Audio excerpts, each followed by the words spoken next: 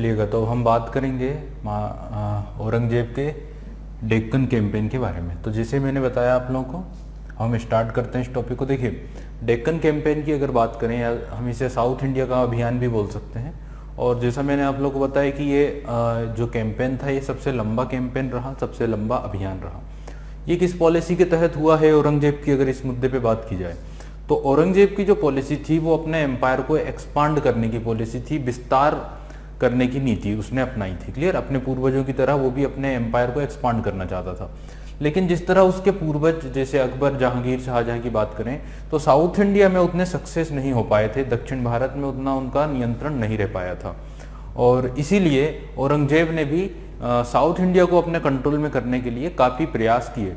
और आप लोगों को पता है, जैसे मैं बता चुका हूँ कि लगभग 25 ईयर का उसका टाइम साउथ इंडिया में ही बीता एक बार आ जाने के बाद, लेकिन ये कैंपेन पहले से ही स्टार्ट हो गया था।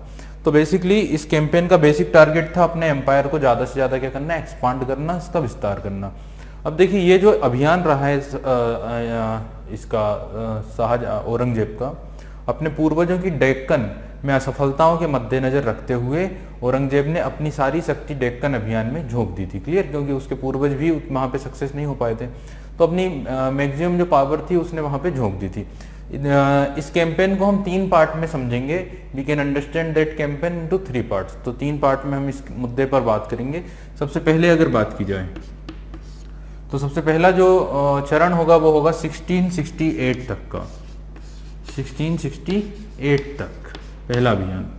तो पहला जो चरण रहा है वो 1668 तक जो भी मुगलों ने किया है डेक्कन वाले रीजन में, वहां तक की बात की जाएगी। सेकंड जो रहा है वो रहा है 1681 तक का, 1681 तक का।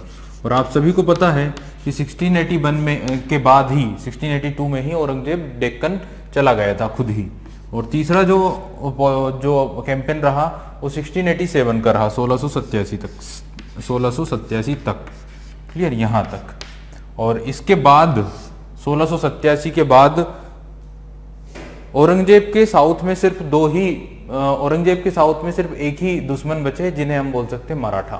तब तक उसने डेक्कन सल्तनत पर कंट्रोल कर लिया था। तो फिर 87 के बाद उसके सिर्फ ओनली मराठा ही क्या बचे थे, एनिमीज थे, या मराठा ही उसके दुश्मन थे। तो 1680, 1668, 1681 and 1687, these 3 parts of Deccan campaign of Aurangzeb. देखिए, पहले चरण में औरंगजेब का मुख्य लक्ष्य क्या था, मेन टारगेट क्या था, अगर हम यहाँ पे बात करें, मेन टारगेट जो था उसका फर्स्ट चरण में, पहले चरण में जो उसने 1668 तक का जो उसका अभियान रहा, उसमें औरंगजेब का मुख्य लक्ष्य था अहमदनगर के उन क्षेत्रों को प्राप्त करना जो बीजापुर के पास थे। एक बार और मैं बता दूं आप लोगों को कि जब हम डेक्कन की बात करते हैं ना, जब हम इस शब्द की बात करते हैं तो आप लोग डेक्कन सल्तनत समझें। क्या समझें? डेक्कन सल्तनत। और जो बहमनी किंगडम के, बहमनी एम्पायर के डिमोलाइजेशन होने के बाद ये डेक्कन सल्तनतें बनी थी, जिनके नाम अगर हम बात करें तो बीदर, बरार, गोलकुंडा, बीजापुर और अहमदनगर, ये 5 थी। बीदर, बरार, गोलकुंडा, बीजापुर और अहमदनगर।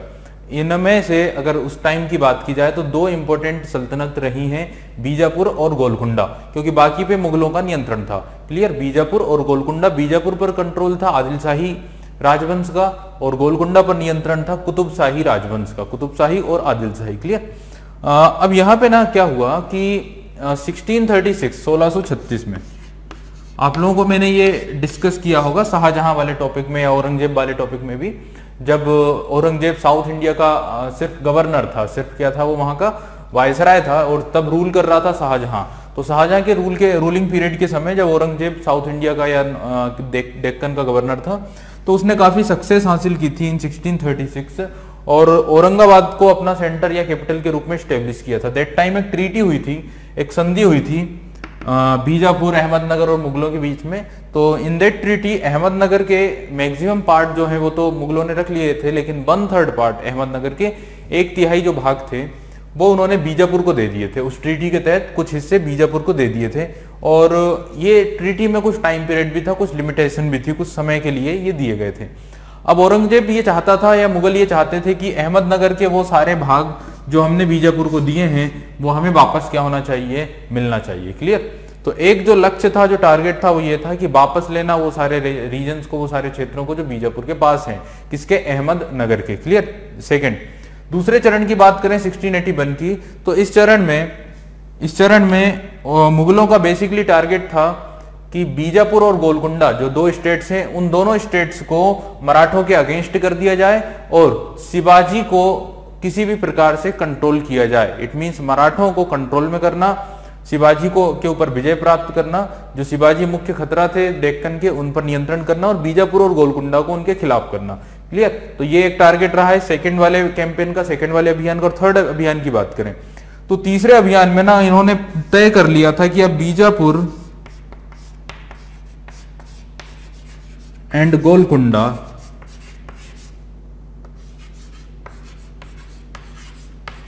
पर हमें किसी भी हालत में विजय प्राप्त करनी ही है, इन्हें मुगल एम्पायर में शामिल कराना ही है। क्लियर?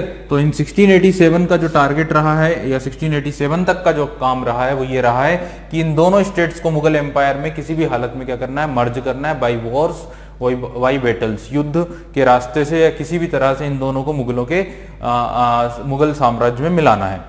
औरंगजेब ने बीजापुर और गोलकुंडा को जीतने का मन बना लिया था। क्लियर? 1687 के थर्ड कैंपेन में। और ये जब थर्ड कैंपेन भी कंप्लीट हो गया, देन इसके बाद औरंगजेब के सामने सिर्फ और सिर्फ जो दुश्मन बचे थे वो बचे थे सिर्फ और सिर्फ कौन? मराठा। क्लियर? ओनली एक दुश्मन अब उसके बचे हैं, वो है मराठा 1687 के बाद। और फिर उसने अपनी पूरी ताकत और पूरी शक्ति जो है वो सिर्फ किसको कंट्रोल करने में झोंक दी थी? मराठों को। और मराठों में अगर हम बात करें 1687 का दौर चल रहा है, आपने पता शिवाजी की डेथ 1680 में हो चुकी थी, 1680 में। इस समय मराठों का नियंत्रण था उन्हीं के एक पुत्र जिसका नाम था संभाजी राजा या संभाजी राजे। तो संभाजी राजे के हाथ में थी मराठों की पावर और फिर दोनों के बीच में एक संघर्ष वाला दौर स्टार्ट होता है। चलिए स्टार्ट करते हैं इस टॉपिक को। मैंने आप लोगों को बैकग्राउंड बता दिया है। देखिए अगर हम बात करें ना औरंगजेब की, तो औरंगजेब ने जैसे नॉर्थ में, नॉर्थ वेस्ट में, ईस्ट नॉर्थ ईस्ट में काफी कैंपेन किए हैं, वो भी हमने डिस्कस किए हैं। लेकिन वो कैंपेन ज्यादा लंबे नहीं चल पाए, कुछ समय में ही उनके ऊपर नियंत्रण या कंट्रोल हासिल कर लिया गया था। लेकिन साउथ इंडिया का जो कैंपेन था ये काफी लंबा कैंपेन रहा है, काफी लंबा दौर रहा है और यहीं पर औरंगजेब की डेथ भी हो गई थी। दैट्स वाई ये भी कहा जाता है कि दक्षिण भारत औरंगजेब की फाइनली कब्र साबित हुआ और दक्षिण भारत की नीतियों के कारण ही मुगल साम्राज्य का पतन भी हुआ था। चलिए आगे गौर करते हैं, स्टार्ट करते हैं इस टॉपिक को। बैकग्राउंड आप लोग समझ में आया होगा। देखिए औरंगजेब चाहता था कि मराठों के खिलाफ आदिल शाह का सहयोग उसे प्राप्त हो। आदिल शाह की बात की जाए तो जो रूलर था कहां का? बीजापुर का। लेकिन आदिल शाह ने सहयोग करने का रवैया नहीं अपनाया, उसने असहयोग का रवैया अपनाया। Clear?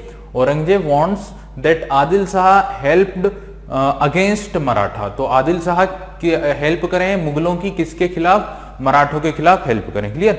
But Adil Shah denied to help him.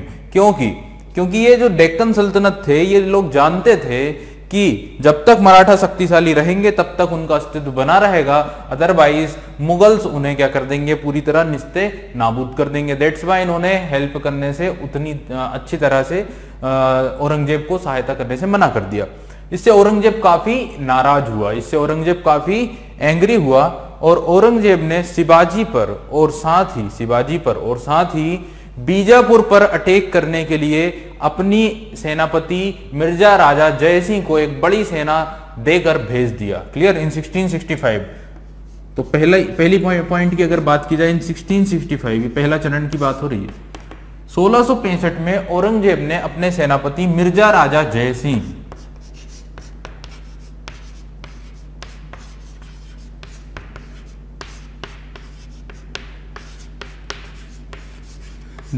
को भेज दिया। अभी आप लोग पता है ना, जय सिंह की बात की जाए तो कछवाहा रूलर हैं आमेर के, इन्हें भेज दिया गया एक बड़ी आर्मी, एक बड़ी सेना लेकर कि आप जाइए और दो लोगों को कंट्रोल में करना, दो लोगों को हराना, एक बीजापुर के आदिल शाह को और दूसरे हैं छत्रपति शिवाजी महाराज। इन दोनों पर नियंत्रण करने के लिए मिर्जा राजा जय सिंह को एक बड़ी सेना देकर क्या कर दिया?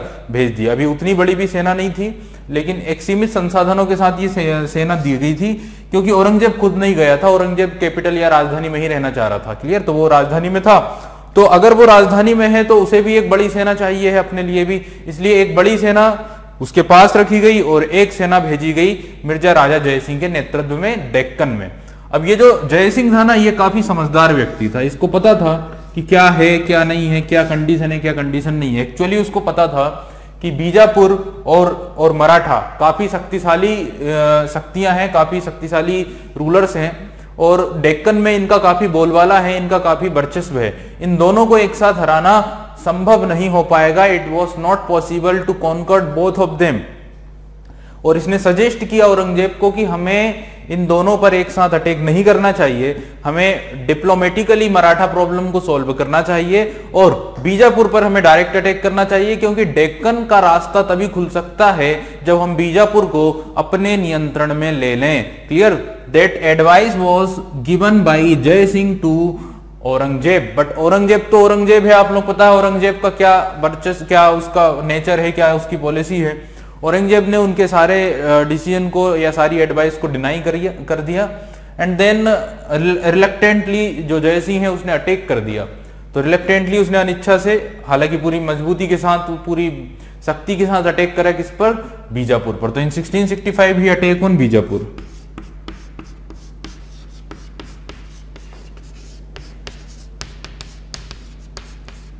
When he attack on Bijapur, the ruler of Bijapur take helps from Maratha and also Golconda and so many neighbor states। तो देन क्या हुआ कि बीजापुर ने हेल्प मांगी। जब मिर्जा राजा जय सिंह ने बीजापुर पर अटैक किया तो बीजापुर ने हेल्प मांगी, बीजापुर के सुल्तान ने हेल्प मांगी कई सारे अदर रूलर से, जैसे इसमें मराठा भी हैं, गोलकुंडा के कुतुब शाह भी हैं, इसके अलावा कर्नाटक के भी रूलर्स हैं। और इन सब रूलर्स की जब हेल्प मिली बीजापुर को, और काफी टेक्टिकली जो युद्ध हुआ, इन्होंने पहले मिर्जा राजा जय सिंह को अंदर आने दिया और काफी अंदर आ जाने के बाद जय सिंह को अंदाजा हुआ कि उसने गलती कर दी है बहुत बड़ी, एंड फाइनली जय सिंह की सेना की जो है हार हो गई। In that battle Bijapur conquered that battle, या बीजापुर डिफीटेड जय सिंह, बीजापुर ने जय सिंह को डिफीट कर दिया। तो इसको दो काम दिए गए थे जय सिंह को, पहला तो आपको बीजापुर को जीतना है और दूसरा क्या करना है? शिवाजी पर भी कंट्रोल करना है। In that action he was unsuccess, इस काम में जय सिंह क्या रहा? असफल रहा। क्लियर? देन सेकंड पॉइंट की अगर बात की जाए, he also attack on Shivaji, उसने शिवाजी पर भी अटैक किया। 1665 उसने अटैक कर दिया शिवाजी पर, और शिवाजी पर जब अटैक किया तो शिवाजी का जो पुरंदर का किला था, जो फोर्ट था, उसे घेर लिया, उसे अपने नियंत्रण में कर लिया। तो यहाँ पे कोई युद्ध तो नहीं हुआ शिवाजी और जय सिंह के बीच में, तो यहाँ पे मैं लिख देता हूं, चलो दूसरा जो प्रोग्राम हो उसको हम इस तरह से समझें। वेन जय सिंह अटैक ऑन छत्रपति शिवाजी महाराज, इसने क्या किया वहां पे कि इसने एक किले को क्या कर लिया था? घेर लिया था, किले को पूरी तरह अपने कंट्रोल में कर लिया था। That fort is known as fort of Purandar, Purandar में जो किला था उसे अपने कंट्रोल में कर लिया था। और दैट्स वाई उस समय पर जय सिंह के पास एक बड़ी आर्मी थी, एक विशाल सेना थी, और शिवाजी के पास उतनी बड़ी आर्मी नहीं थी। तो शिवाजी समझ गए कि इस टाइम पर हमें युद्ध की जगह पर ट्रीटी का रास्ता अपनाना चाहिए, संधि का रास्ता अपनाना चाहिए। दैट्स वाई यहाँ पे एक ट्रीटी हुई थी दोनों के बीच में, मिर्जा राजा जय सिंह और छत्रपति शिवाजी के बीच में। That treaty is known at the treaty of Purandar.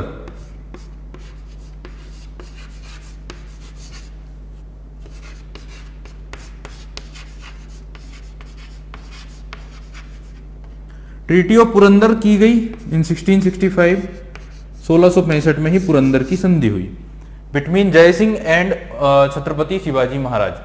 अब यहाँ पे ये ट्रीटी हो गई है, कोई युद्ध वगैरह हुआ नहीं है। इट मींस कि यहाँ पे सक्सेस मिल गई थी, किसे सफलता मिल गई थी? किसे? मिर्जा राजा जय सिंह को। तो फाइनली उसे किसी एक कैंपेन में सफलता मिली, और ये जो कैंपेन था ये था किसके अगेंस्ट में? ये था आपके छत्रपति शिवाजी के अगेंस्ट में। क्लियर?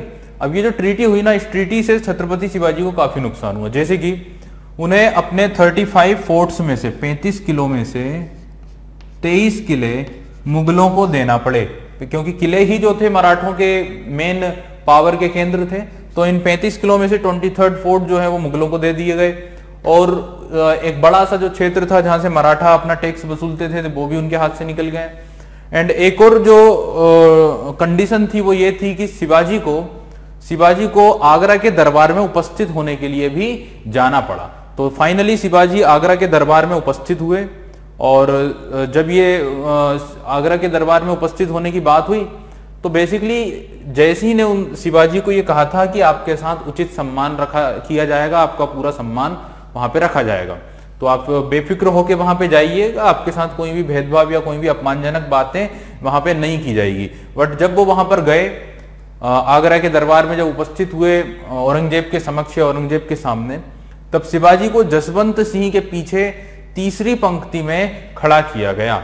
समझ गए ना, थर्ड कैटेगरी में उन्हें खड़ा किया गया जसवंत सिंह के पीछे, जिससे शिवाजी काफी नाराज हुए और शिवाजी को ये एक अपमानजनक कंडीशन लगी एंड उन्होंने इस बात का काफी विरोध भी किया।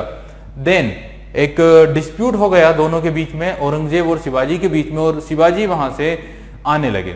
जब शिवाजी वहां से आने लगे तब मुगल सैनिकों ने उन्हें कैद कर लिया, उन्हें बंदी बना लिया एंड जब उन्हें बंदी बना लिया गया और कैद में रखा गया, तब शिवाजी ने किसी बीमारी का बहाना बनाते हुए, अपनी किसी बात का बहाना बनाते हुए या एक तरह से मुगलों को धोखा देते हुए वो मुगल कैद से आजाद हो गए और पुनः पुणे में पहुंच गए। तो ये एक घटना रही शिवाजी के साथ जो ट्रीटी हुई एंड फाइनली वो वापस आ गए और अपनी पावर को वापस से इनहांस करने में बिजी हो गए। लेकिन हालांकि जो दौर रहा है 1665 से 1670 तक का, यहाँ पे शांति ही रही, यहाँ पे कोई ज्यादा कुछ मराठों ने भी अपनी पावर को एक्सपांड किया, बट शांति से ही एडमिनिस्ट्रेशन पे ज्यादा फोकस किया। इस दौर में उन्होंने ज्यादा कोई युद्ध वगैरह या ज्यादा कुछ हलचलें उस टाइम पर नहीं की। क्लियर? तो यहाँ पे ये तो हुआ मराठों की बात। अब डेक्कन की अगर बात की जाए, दक्कन की अगर बात की जाए, तो हम देखते हैं कि डेक्कन में क्या किया है, अगला कदम उनका क्या रहा है। क्योंकि बीजापुर से तो सक्सेस नहीं मिल पाई थी, बीजापुर पे तो सफलता नहीं मिल पाई थी। अब देखिए जय सिंह को वापस लौटना पड़ा क्योंकि बीजापुर में तो उसको सक्सेस नहीं मिली, फाइनली वो वापस लौट गया। 1668 से लेकर 1676 तक,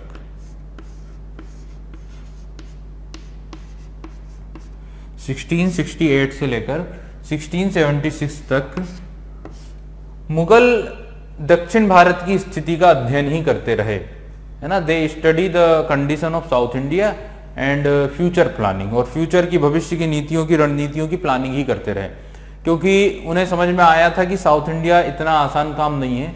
साउथ इंडिया में विजय अगर प्राप्त करना है तो थोड़ा सा आपको प्लानिंग वगैरह करनी पड़ेगी। तो शांति का दौर रहा 1668 से 1676 तक का दौर। क्लियर? देन औरंगजेब ने क्या किया कि साउथ इंडिया में जो उनके सूबेदार थे, जो उनके वायसराय थे, बहादुर शाह करके, वो ज्यादा योग्य नहीं थे, कैपेबल नहीं थे। तो दैट टाइम उन्होंने क्या किया कि अपने उस सूबेदार को पहले तो चेंज किया, समझ गए ना। सबसे पहले क्या किया, उस व्यक्ति को चेंज किया जो मुगलों का क्या था, वहां पे वायसराय था या मेन ऑफिसर था, तो उसे चेंज किया गया। उसकी जगह पर दिलेर खान को भेजा गया। उसकी जगह पर औरंगजेब ने किसे भेज दिया, दिलेर खान को। तो ये 1776 की बात कर रहे हैं, 1676 के बाद। तो औरंगजेब ने तो पहले ये काम किया, और इस बीच में वहां की अगर बात की जाए, डेक्कन की अगर बात की जाए, तो दो मैंने बातें बताई, एक बीजापुर और दूसरा था गोलकुंडा।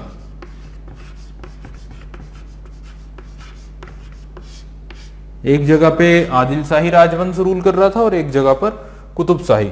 तो जैसा कि अभी तक आप लोगों को पता था कि शक्तिशाली जो था वो बीजापुर था, सबसे ज्यादा शक्तिशाली पावरफुल स्टेट कौन सा था, बीजापुर। लेकिन इस दौर में 1668 से 1676 वाले दौर में गोलकुंडा ज्यादा पावरफुल स्टेट बन चुका था। इस दौरान पावरफुल स्टेट कौन सा बन चुका था, गोलकुंडा। पॉलिटिक्स पर कंट्रोल हो चुका था गोलकुंडा का। बीजापुर इस दौरान ज्यादा महत्वपूर्ण या ज्यादा शक्तिशाली नहीं बचा था। एक्चुअल में कौन हो चुका था मजबूत, गोलकुंडा। गोलकुंडा के दो पॉलिटिकल एडवाइजर थे जो काफी सक्सेसफुल थे, काफी शक्तिशाली थे, है ना, जिन्हें हम किंग मेकर के रूप में जान सकते हैं, जिनका नाम था मदन्ना और अखन्ना। तो मदन्ना और अखन्ना यहाँ पे काफी कैपेबल लोगों के रूप में या मंत्रियों के रूप में जाने जाते थे गोलकुंडा के। गोलकुंडा की पॉलिटिक्स में मदन्ना और अखन्ना का काफी नाम होने लगा था। ये लोग हिंदू थे और इसी कारण औरंगजेब इस बात से काफी नाराज था कि इन्होंने हिंदुओं को काफी प्रोत्साहन दिया था। गोलकुंडा के कुतुबशाही राजवंश के राजाओं ने हिंदुओं को काफी प्रोत्साहन दिया था। इससे भी औरंगजेब काफी नाराज था गोलकुंडा से। ऑब्वियसली आप लोग पता ही है कि उसकी जो पॉलिसी है वो हिंदुओं के अगेंस्ट में रही है। अभी क्या हुआ कि इस दौरान तो शांति रही, बट इसके बाद जैसे कि मैंने बताया कि एक तो उन्होंने वहां का जो सूबेदार है वो चेंज किया, दिलेर खान को अपॉइंट किया, और यहाँ साउथ इंडिया में इन दोनों में ज्यादा पावरफुल कौन बन चुका है, गोलकुंडा, और गोलकुंडा के दो हिंदू मंत्री हैं जो काफी योग्य हैं, है ना। राजा तो उतना योग्य नहीं था, लेकिन मदन्ना और अखन्ना काफी योग्य, कैपेबल और पॉलिटिकली इंटेलेक्चुअल लोग थे। तो ये जो मदन्ना और अखन्ना थे, इन्होंने क्या किया, साउथ इंडिया में डेक्कन सल्तनत को एकजुट करने की कोशिश की, यूनिफाइड करने की कोशिश की, और एक त्रिकुट बना लिया। 3 लोगों की एक यूनिफाइड एक यूनियन बना लिया। और ये त्रिकुट में कौन कौन थे, तो त्रिकुट में थे एक तो बीजापुर, एक गोलकुंडा, और तीसरा इसमें शामिल कर लिया किसे, मराठा को। तो ये जो 2 लोग थे जिनका नाम क्या था, जिनका नाम था मदन्ना और अखन्ना, इन लोगों ने दक्कन में 3 लोगों की त्रिकुट संगठन बनाने की कोशिश की। किसके अगेंस्ट में, मुगल्स के अगेंस्ट में, मुगलों के अगेंस्ट में। बीजापुर को, गोलकुंडा को एंड मराठा। और ये सब कर रहा है कौन, ये सब कर रहे हैं मदन्ना और अखन्ना। क्लियर। अभी यहां पे क्या हुआ कि ये सब तो ठीक रहा कि इन्होंने त्रिकुट बना लिया, लेकिन सबसे बड़ी प्रॉब्लम ये आई कि ये त्रिकुट सक्सेस नहीं हुआ, और सक्सेस नहीं होने का कारण था बीजापुर का ढुलमुल रवैया। यहां पे इस त्रिकुट के अनसक्सेस होने का रीजन रहा बीजापुर की पॉलिसी, क्योंकि बीजापुर जो था कभी तो मुगल्स के अगेंस्ट में हो जाता था, और मुगल्स के अगेंस्ट में होने पर मराठों से हेल्प ले लेता था। दैट टाइम मराठा हेल्प भी कर देते थे, लेकिन जब मराठों के साथ विवाद होता था तो मराठों के ऊपर अटैक कर देता था। इसलिए मराठे भी क्या थे कि कभी तो बीजापुर की हेल्प करते मुगलों के अगेंस्ट, और कभी बीजापुर को ही लूट रहे थे। तो इसलिए ये जो यूनियन था ना, ये ज्यादा सक्सेस भी नहीं हो पाया। हालांकि कुछ समय के लिए यूनियन बना रहा, एक दूसरे की हेल्प करते रहे, किसके अगेंस्ट में, मुगल्स के अगेंस्ट में।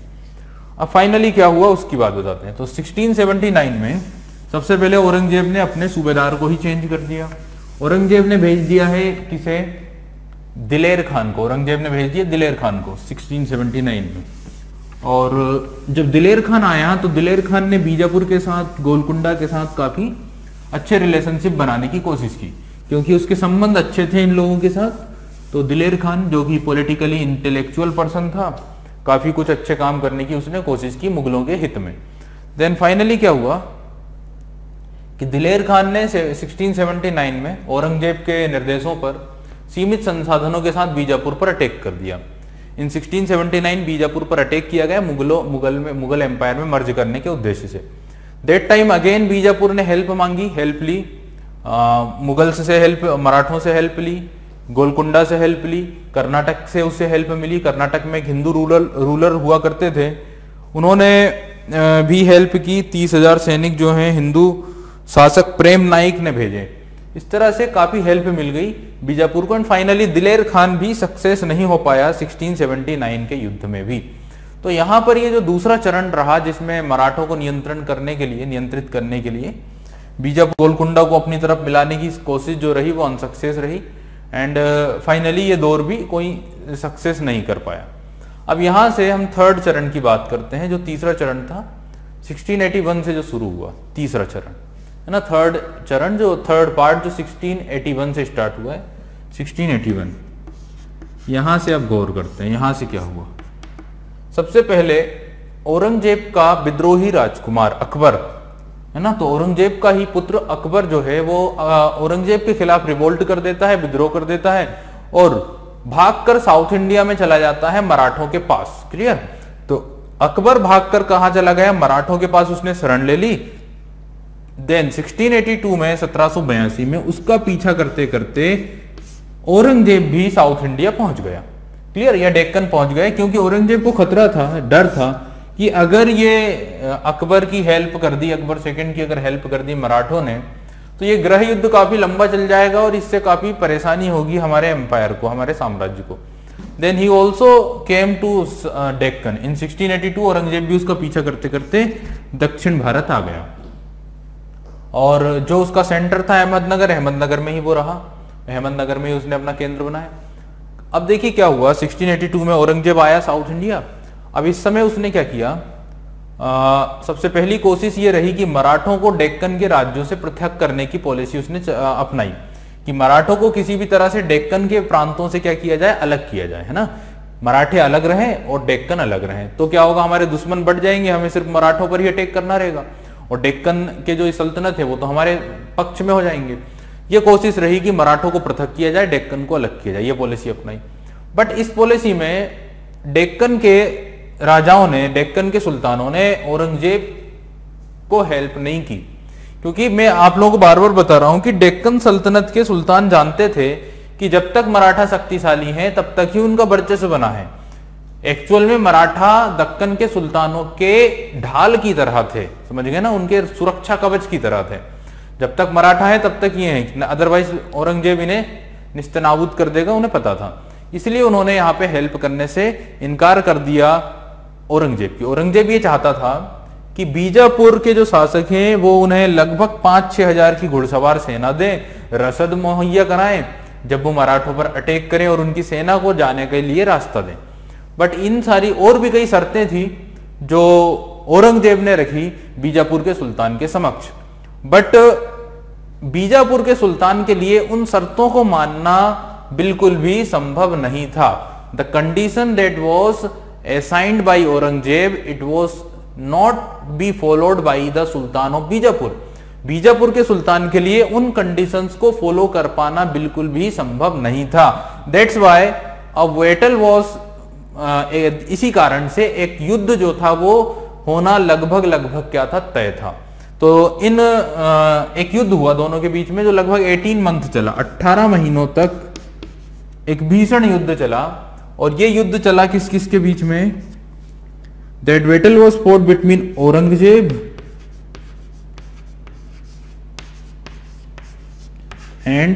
औरंगजेब एंड बीजापुर।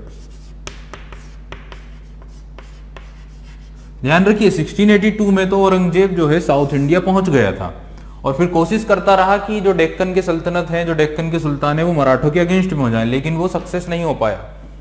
तो क्या हुआ कि औरंगजेब ने अटैक कर दिया बीजापुर के ऊपर, और बीजापुर और औरंगजेब की जो फोर्स थी, जो एक विशाल सेना जो लेकर आया था औरंगजेब, इन दोनों के बीच में 18 मंथ तक ये युद्ध चला, 18 महीनों तक।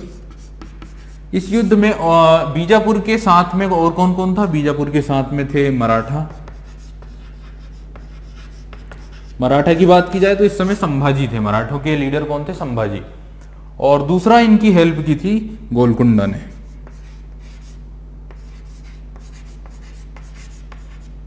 और ध्यान रखिए गोलकुंडा को पहले ही सजेस्ट किया था औरंगजेब ने कि आपको हेल्प नहीं करना, बट फिर भी गोलकुंडा ने 40,000 सैनिकों की सेना भेज दी बीजापुर, और मराठों ने भी हेल्प की। तो देन इतनी हेल्प रही है और भी कई लोगों ने हेल्प की, बट कर्नाटक के राजाओं ने भी हेल्प की।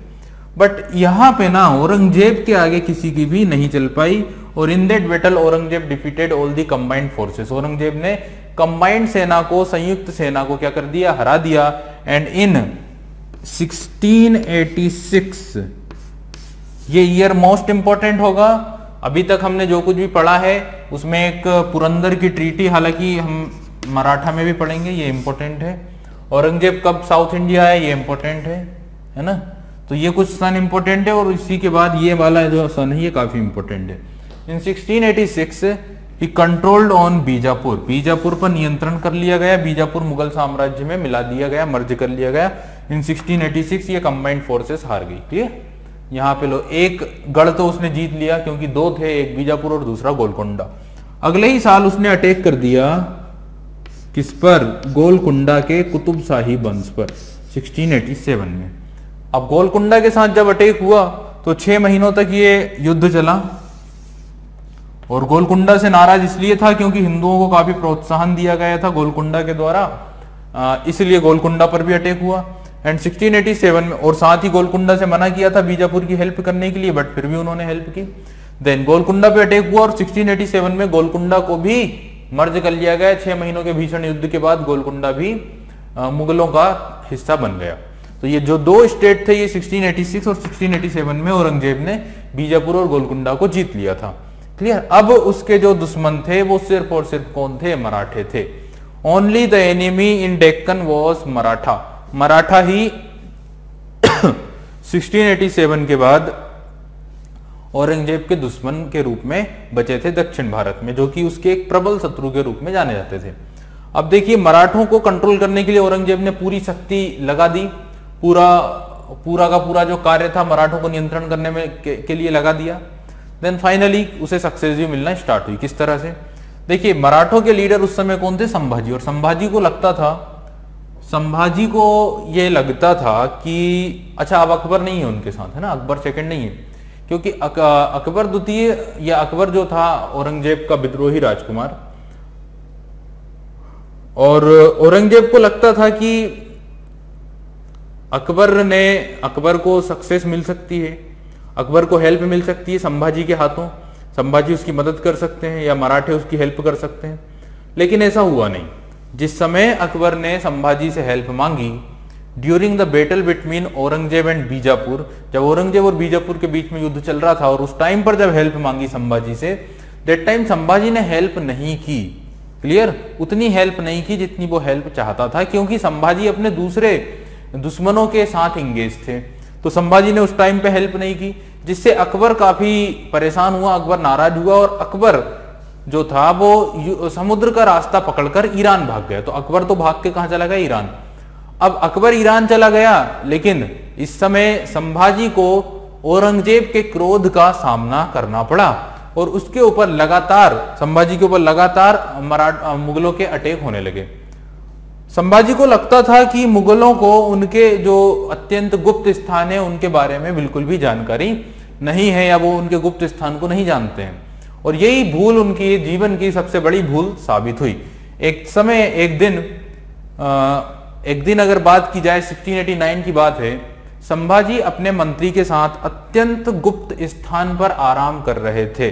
ध्यान से सुनिएगा, 1689 में संभाजी अपने मंत्री के साथ अत्यंत गुप्त स्थान पुणे के पास, that is known as Sangameshwar में वो आराम कर रहे थे। दैट टाइम, उसी समय औरंगजेब के एक सेनापति जिसका नाम था मुकर्रब खान ने संभाजी को कैद कर लिया। संभाजी को क्या कर लिया? उस टाइम पर बंदी बना लिया, और फिर औरंगजेब ने संभाजी को मृत्युदंड दे दिया, संभाजी की हत्या करवा दी गई। ये जो काम किया औरंगजेब ने, ये उसका सबसे बड़ा पॉलिटिकली फॉल्ट था, सबसे बड़ी राजनीतिक भूल साबित हुई, क्योंकि अब हर एक मराठा मुगलों के खिलाफ हो गया और अत्यंत तीव्र गति से, अत्यंत भीषण तरीके से मुगलों के खिलाफ विद्रोह कर दिया। किसने? मराठों ने, क्योंकि उनके एक सबसे फेमस, सबसे प्रसिद्ध लीडर की हत्या कर दी गई थी।